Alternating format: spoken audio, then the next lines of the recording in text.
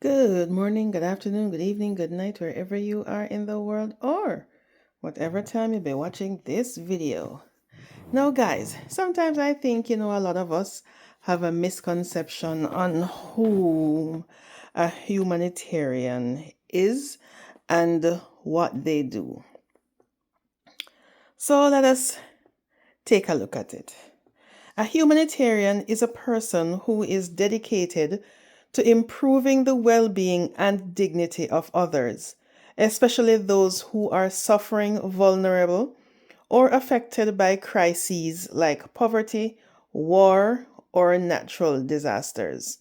So basically, a humanitarian sees someone in a crisis, in need, and they are they are tasked with ensuring that the persons in need will get assistance. Now, what does a humanitarian do? Humanitarians focus on helping people in need, as I stated before, often in difficult or dangerous conditions. So, there are different ways that humanitarians provide aid, right? There is emergency relief, and this is by providing food, clean water, shelter, and medical care after disasters. So, like when, there were medical professionals who came to Jamaica after Hurricane Melissa, and they provided, food, the food program where I forgot the name of the kitchen. They were cooking meals for persons who needed food. There were persons who were helping others to rebuild their homes, providing assistance to constructing their new homes. So emergency relief also includes assisting refugees and displaced communities. Also working with organizations like the Red Cross or Doctors Without Borders.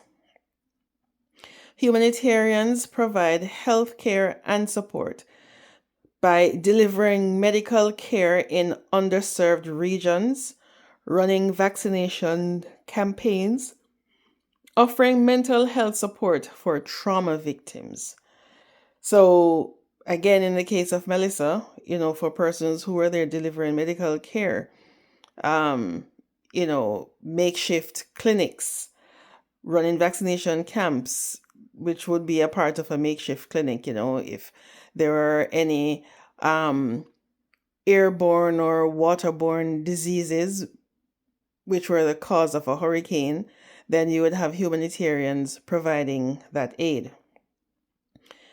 There's also education and advocacy by promoting access to education, especially for children and girls, raising awareness about human rights, advocating for policies that protect vulnerable populations.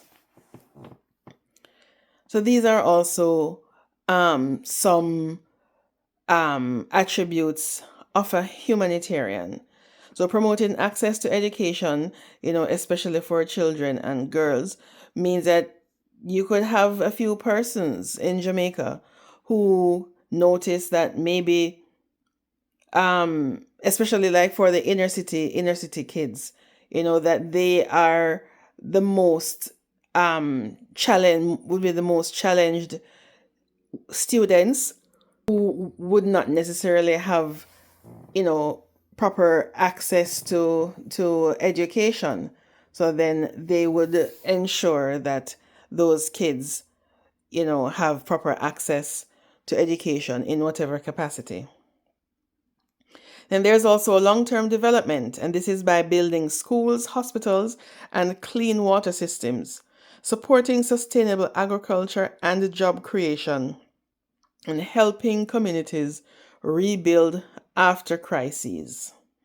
And those are self-explanatory, I believe. Now, here are some examples of well-known humanitarians. There is Mother Teresa, who is known for helping the poor in India. There was Nelson Mandela, who fought for equality and human rights. And there is Angelina Jolie, who advocates for refugees worldwide. So, in simple terms, a humanitarian is someone who cares deeply about others and takes action to help people live safer, healthier, and more dignified lives, whether locally or globally. Let me say that again.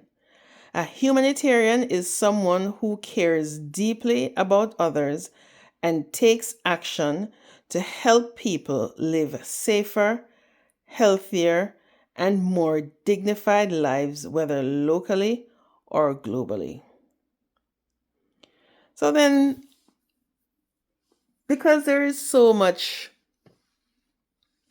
cloud around, the attributes of a humanitarian, right? And sometimes I wonder if persons think that a humanitarian is supposed to be godlike or next to God or a Christian or be a perfect being. So when I ask, does a humanitarian have to have a pleasant personality and or a soft voice? The answer is no. A humanitarian does not need to have a pleasant personality or a soft voice. What defines a humanitarian isn't how they sound or come across. It's what they do and why they do it. So, a person with an abrasive personality, that person can still be a humanitarian, right? A person with an abrasive personality can still be a humanitarian because it's not how they are, it's what they do and why they do it. They can see, persons struggling in the streets. They can see homeless persons who are, especially now, the time is hot worldwide, right? They can see a bunch of unhoused persons, they're struggling in the heat, and then they decide to go and buy some water or buy some refreshments and take it to them. That is a humanitarian act because they are doing something. They're providing refreshments for some unhoused persons who they see are in need. So what actually matters where a humanitarian is concerned? A humanitarian is judged by their commitment to helping others, their actions in improving lives, their integrity and compassion, their willingness to step in during difficult situations. They can be quiet or outspoken, gentle or direct, soft spoken or loud and assertive, and still be a powerful humanitarian. Some humanitarians, they are calm and soothing, while others are bold, blunt, or even confrontational, especially when speaking out against justice. Malala Yousafzai speaks with calm conviction. Greta Thunberg is known for being direct and forceful. Nelson Mandela balanced firmness with empathy. So different personalities, same core goal, making the world better. Now the reality is that in fact sometimes being firm or outspoken helps challenge injustice. Being direct helps push urgent change. And being emotionally strong matters more than sounding nice. The bottom line is, you don't need to sound kind to be a humanitarian. You need to care, act, and make a difference. Now, I hope this little video helped. in highlighting us on who a humanitarian is.